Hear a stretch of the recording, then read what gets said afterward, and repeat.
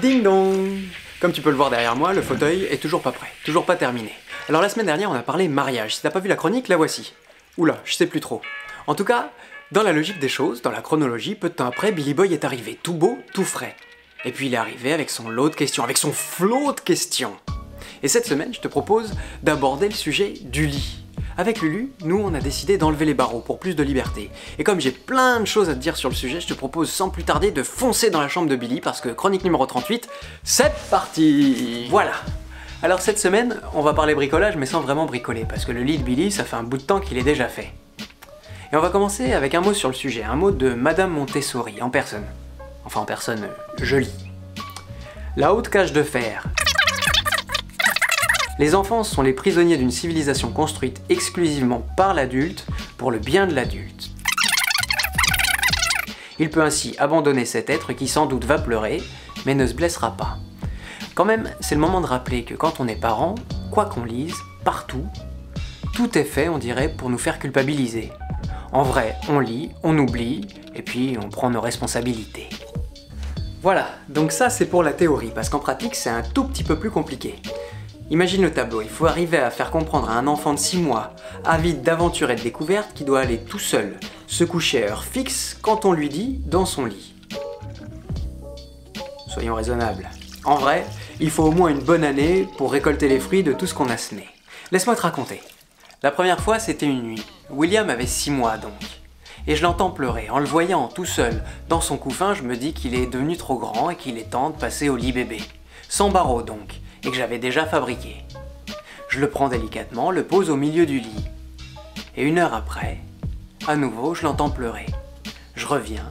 Il était au milieu de la chambre, évidemment, il avait roulé. Et toutes les nuits qui ont suivi, pendant 1 semaine, aux 4 coins de sa chambre, c'est là que je l'ai retrouvé, jusqu'au jour où il était coincé sous un meuble. Ni une ni deux, le lendemain, je courais acheter des frites de piscine pour le faire une barrière personnalisée. En tout cas, il pouvait plus rouler. Puis il a grandi, la barrière est montée. Mais si on avait choisi un lit sans barreaux, c'était pas pour la rajouter après. Du coup, on lui a fait une petite porte. Ah, si tu savais, la première fois avec Lulu, quand on l'a vu quitter le salon, tout fier, et s'enfiler dans son lit, on s'est dit, ça y est, c'est gagné. Sauf que... il savait rentrer dans son lit, du coup... Eh oui, tu m'as compris. C'est là que tout a commencé, les allées, les retours, tous les soirs, jusqu'à ce qu'il soit prêt. Puis un jour il est devenu trop grand, on s'est dit, fini la barrière. Et voilà. Je me suis dit que j'allais le récupérer, qu'il allait rouler. Plus jamais il est sorti du lit. Sauf la nuit, quand il se sent seul, qu'il vient nous voir parce qu'il a besoin de compagnie.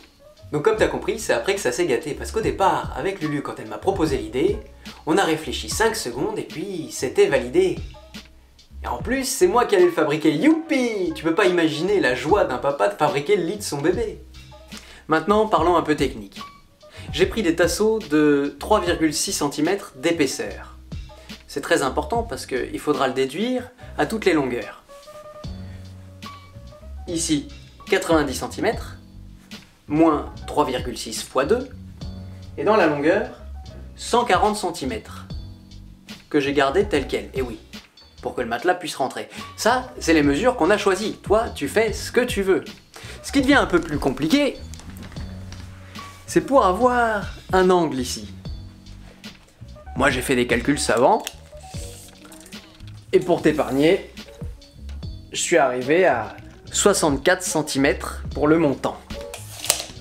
Et pour les finitions, j'ai ajouté un drap que j'aimais et des lumières qui changent de couleur.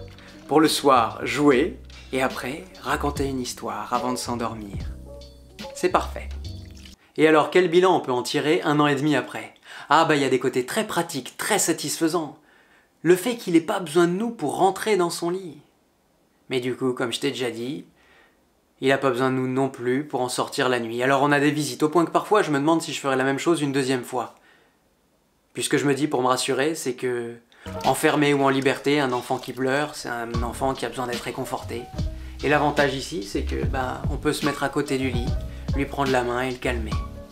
Mais la vérité, c'est qu'un lit avec barreaux ou un lit sans barreaux, ça répondra jamais à toutes nos questions.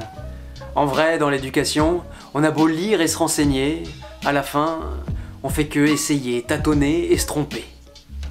Le tout, c'est de jamais culpabiliser.